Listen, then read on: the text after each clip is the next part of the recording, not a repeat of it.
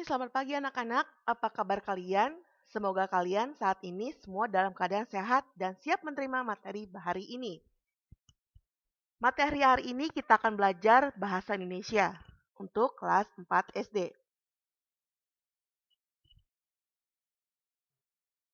Materi ajarnya adalah menunjukkan gagasan pokok dan gagasan pendukung yang diperoleh dari teks lisan, tulis, atau visual. Selanjutnya kita akan belajar mengenai pengertian gagasan pokok, mengetahui pengertian gagasan pendukung, dan di akhir kita akan ada latihan soal ya. Oke, mengidentifikasi gagasan pokok dan gagasan pendukung. Mungkin sebelumnya kalian sudah ada yang mempelajari materi ini, tapi hari ini Miss Ica akan menjelaskan kembali dan kita belajar sama-sama ya. Perhatikan teks paragraf berikut. Pawai budaya. Pawai budaya sangat menarik bagi warga Kampung Babakan. Pawai ini selalu menampilkan keragaman budaya Indonesia. Udin dan teman-teman tidak pernah bosan menanti rombongan pawai lewat. Tahun ini mereka datang ke alun-alun untuk melihat pawai tersebut. Kakek Udin pun terlihat sabar menanti. Terdengar suara gendang yang menandakan rombongan pawai semakin dekat.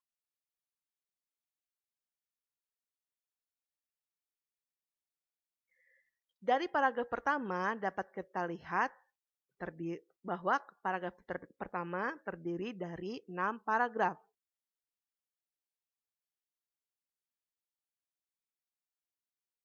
Oke, kalimat pertama.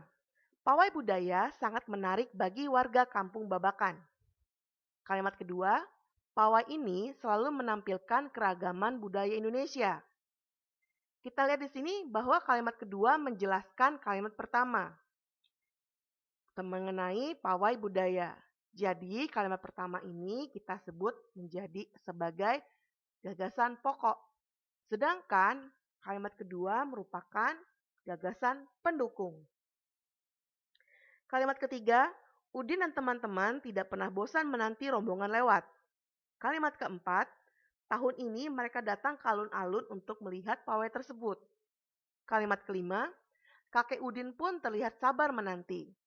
Kalimat keenam, terdengar suara gendang yang menandakan rombongan pawai semakin dekat.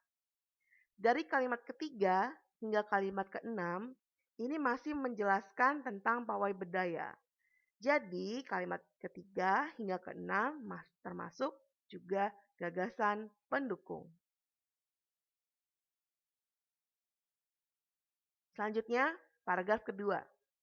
Di barisan pawai terdepan terlihat rombongan dari Maluku.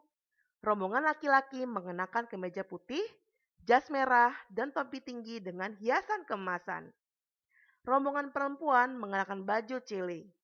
Baju ini terdiri dari atasan putih berlengan panjang serta rok lebar merah. Langkah mereka diiringi oleh suara tifa, alat musik dari Maluku.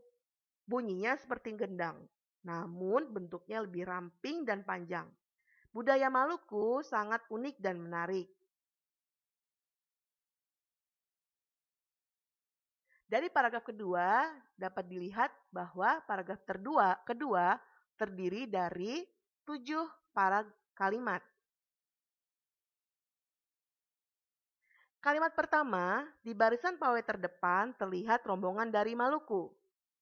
Kalimat kedua, rombongan laki-laki mengenakan kemeja putih, jas merah, dan topi tinggi dengan hiasan keemasan. Jadi dilihat kalimat kedua ini merupakan penjelasan dari kalimat pertama.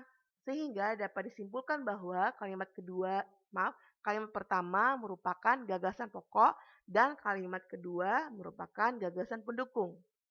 Begitu juga dengan kalimat ketiga, keempat, kelima, keenam, dan ketujuh termasuk juga gagasan pendukung. Jadi dalam satu paragraf itu hanya ada satu gagasan pokok dan kalimat lainnya merupakan gagasan pendukung. Setiap bacaan biasanya terdiri dari atas beberapa paragraf. Setiap paragraf memiliki gagasan pokok yang didukung oleh gagasan pendukung. Dari sini, pengertian gagasan pokok adalah ide utama yang dibahas dalam suatu bacaan. Dapat berupa kalimat inti atau berupa pokok paragraf. Gagasan pokok dapat ditentukan dengan cara melihat kalimat utama. Kalimat utama dapat terletak di bagian awal, akhir, atau campuran awal dan akhir paragraf. Tapi biasanya kalimat utama paling sering terletak di awal paragraf. Langkah-langkah menentukan gagasan pokok. Langkah pertama, membaca seluruh paragraf dengan cermat. Langkah kedua, cermati kalimat pertama hingga akhir. Langkah ketiga, temukan gagasan pokok di awal, akhir, atau tengah. Langkah keempat, tandai gagasan pokok tiap paragraf. Selanjutnya pengertian gagasan pendukung. Gagasan pendukung adalah uraian atau informasi tambahan dalam sebuah paragraf. Oke, itu saja materi hari ini mengenai gagasan pokok dan gagasan pendukung. Jika kalian ada pertanyaan, silahkan tuliskan di kolom komentar ya. Terima kasih.